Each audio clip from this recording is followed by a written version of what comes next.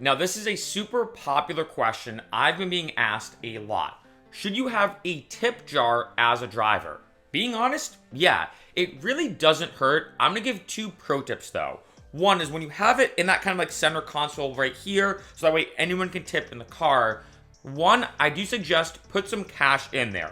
It's human psychology that if you leave the tips or former tips that you've gotten, people are more likely to tip because they think, hey, other people have tipped. I could see cash in that jar. I'm gonna tip as well. The second thing is I do suggest somewhere on that tip jar having your Venmo name or like a QR code that someone can scan so they can Venmo you. The reason why is very few people, and as time goes on, this is gonna be more and more prevalent, very few people have cash on them. For me, I'm gonna be honest, I think I maybe have cash on me once or twice a year. Like, I'm not exaggerating. I never have cash on me. And so even if people want to tip, they just might not be able to. So definitely have like a Venmo code or, like I said, a Venmo QR code on there somewhere. That way someone can tip. Especially in this day and age, I feel like tipping with Uber and Lyft is a lot more common than it was back in the day.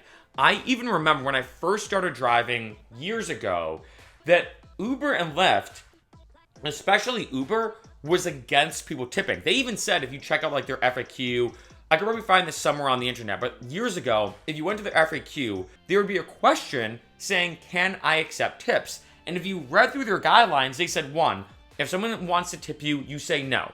If someone asks to tip you again, you say, no, sorry, I can't accept tips. And then on the third time, I believe it was, you could say, look, you don't have to tip me, but I appreciate it. It was weird how back in the day, Uber and Lyft really was against people tipping. And this is just my guess, again, just pure speculation, is one thing about Uber and Lyft that's amazing is one, of course, as we know, great for ride sharing. The second thing, of course, was the ease of ordering a vehicle. So not just ride sharing, but the fact that I could see on the app where the vehicle is. How many minutes are they away? Even during the ride, I could see where we're going. I could track it on GPS. I don't have to worry about them taking me some weird circuitous route just to get more money, etc., etc. But the third thing is it being a cashless transaction. I think Uber and Lyft back in the day was against tips because they're like, hey, there's no weird situation we have to be like, hey, do you accept a credit card or debit card? I only have a $50 bill. Can you break that? And all these weird logistics that come into play with having to exchange cash or exchange payment. Lyft and Uber solved that because everything happened kind of behind the scenes, right? So I think that's why back in the day they were kind of against tipping. Now, as we all know though, when you go to finish a ride as a passenger, it immediately shows your screen saying, hey, what do you want to tip them and what do you want to rate them? So tipping is super common now, but even still, I feel like just human psychology is, if like say that screen pops up, I think a lot of people are used to seeing it so much now. Maybe when it first appeared, they're like, oh, I can tip them a few bucks at the end of my ride.